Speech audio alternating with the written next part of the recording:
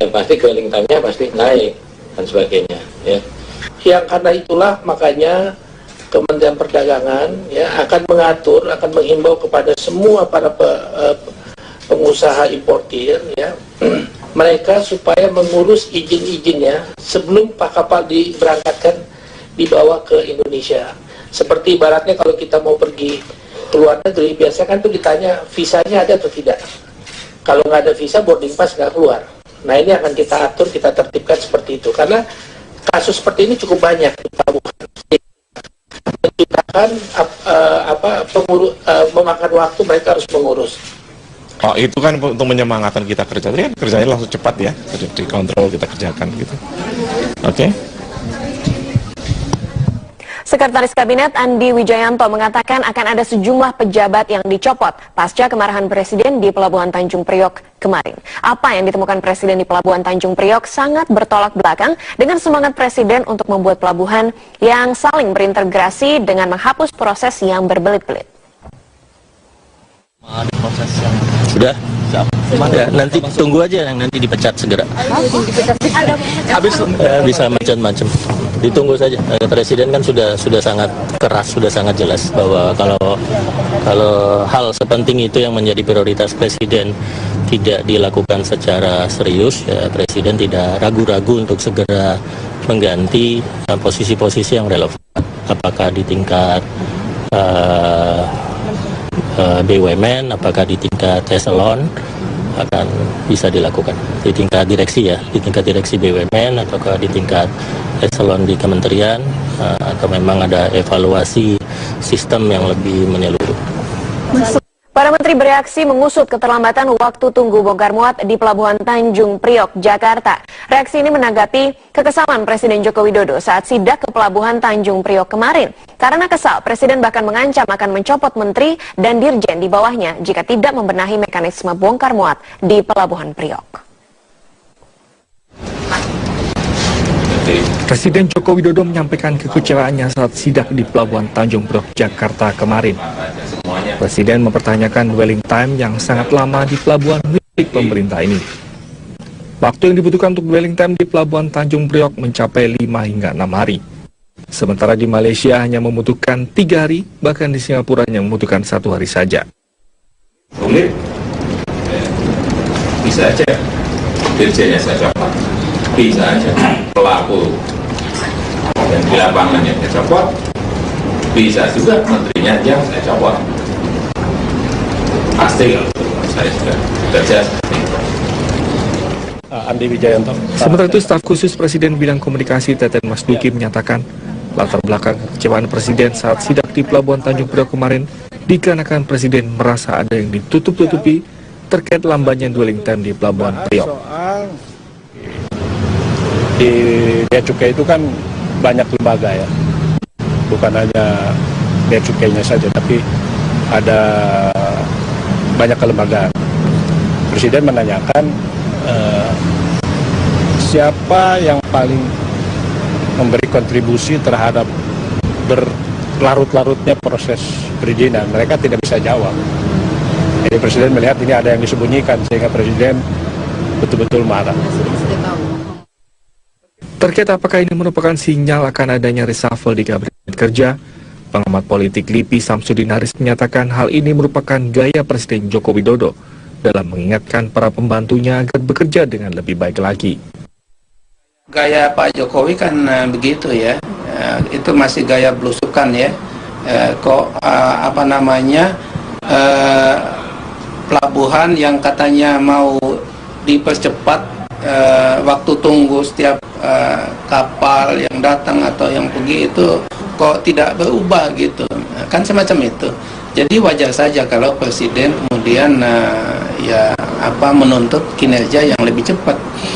Nah, di situ yang terkait tentu bukan hanya Menteri Perhubungan, tapi juga ya Menteri BUMN, sebab ini kan pelabuhan itu kan wilayah BUMN dan ada atasannya juga gitu loh. Reshuffle kabinet bukan hal yang haram dilakukan apabila dalam kenyataannya banyak kementerian yang kinerjanya masih jauh dari target dan tidak menunjukkan performa yang cukup bagus untuk dipertahankan. Dari Jakarta, Tim Liputan Metro TV. Penyidik Bareskrim Mabes Polri menggeledah PT Politama Propindo dan PT Tuban LPG yang berada di lantai 20 Gedung Mid Plaza 2 Sudirman, Jakarta Pusat. Penggeledahan ini pemirsa terkait kasus dugaan tindak pidana pencucian uang, penjualan kondensat guna melengkapi bukti-bukti yang sudah diperoleh polisi. Bukti tersebut untuk mendukung dugaan tindak pidana korupsi terhadap kerjasama antara PT Trans-Pacific Petrochemical Indotama, PT TPPI, dan SKK Migas. Hingga Kamis malam, sejumlah penyidik dari Bareskrim Mabes Polri dengan penjagaan ketat pasukan Brimob bersenjata lengkap masih menggeledah kantor PT Politama Propindo dan juga PT Tuban LPG yang berada di lantai 20 Gedung Mid Plaza 2 Sudirman, Jakarta Pusat. Kedua perusahaan ini merupakan rekanan kerja dengan PT TPPI. Penyidik terus mengembangkan kasus dugaan korupsi penjualan kondensat oleh TPPI yang berpotensi merugikan negara hingga triliunan rupiah.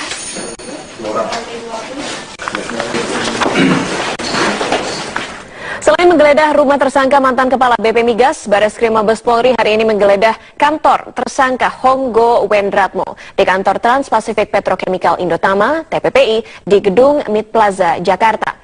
Dalam penggeledahan di kantor TPPI, penyidik Polri mendalami siapa saja yang menjadi kolega bisnis Honggo Wendratmo, Direktur PT TPPI. Berikut laporan reporter Metro TV, Zaki Haikal. Menuju ke ruangan selanjutnya.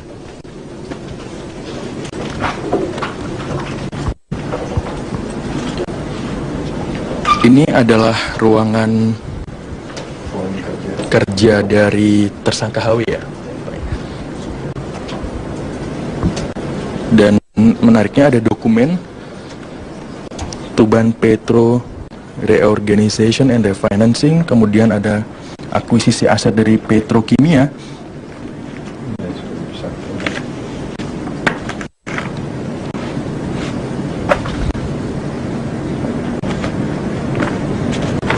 Apa nih Pak? Ya. Ini kondensat atau ya. Kondensat ya?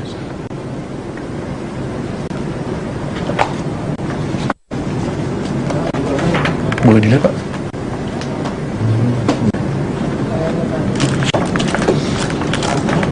Ada yang kami sudah bisa. Ini daftar klien atau bagaimana Pak? Ya. Daftar klien ini. Apa itu? Seperti misalnya PT Petro Oxo Nusantara, atau bisa dijelaskan sedikit dokumen-dokumentasi ini? Kita baru cari. Kan proses penggeledahan kita mencari dokumen yang ada kaitannya dengan perkara yang kita tangani. Terima kasih Pak.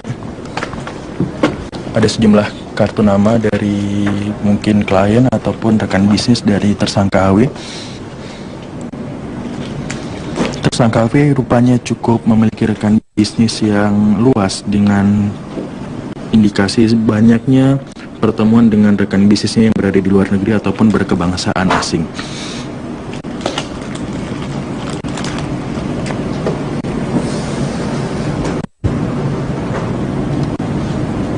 Dan inilah salah satu dokumen PT TPPI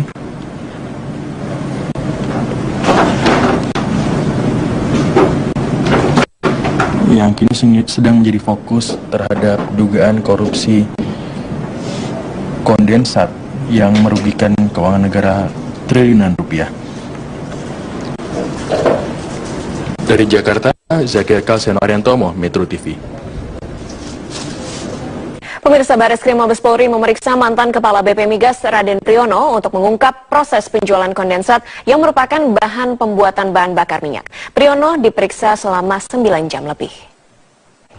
Raden Priyono sebagai mantan Kepala BP Migas dimintai keterangannya oleh polisi perihal proses penunjukan langsung dari BP Migas kepada PT Trans-Pacific Petrochemical Indotama atau PT TPPI soal hak penjualan kondensat milik Pertamina. Priyono mengaku dicecar dengan 46 pertanyaan. Pertanyaan menyoal jual beli kondensat yang dianggap merugikan keuangan negara hingga triliunan rupiah. Dan Priyono menjelaskan bahwa proses penunjukan langsung bukanlah masalah karena ada mekanismenya sendiri. Namun ketika ditanya apakah kemudian memunculkan kemungkinan tindak pidana pencucian uang, Priyono menjawab bahwa hal tersebut masih terlalu jauh. tahu ya terlalu jauh ya, itu kan masalah. Tapi kalau pemenang bahwa BP Migas itu punya wewenang untuk menunjuk penjual bagi negara dalam negeri. Terus kemudian bahwa proses itu kalau untuk kilang dalam negeri itu penunjukan langsung. Kalau lelang itu kalau tidak diserap oleh kilang-kilang dalam negeri itu baru dilelang, kalau terserah mau ke luar negeri boleh dia. Pemirsa, apa saja pertanyaan-pertanyaan yang diberikan oleh polisi ketika memeriksa dua kakak angkat Angelin? Temukan jawabannya sesaat lagi, tetaplah di Top News.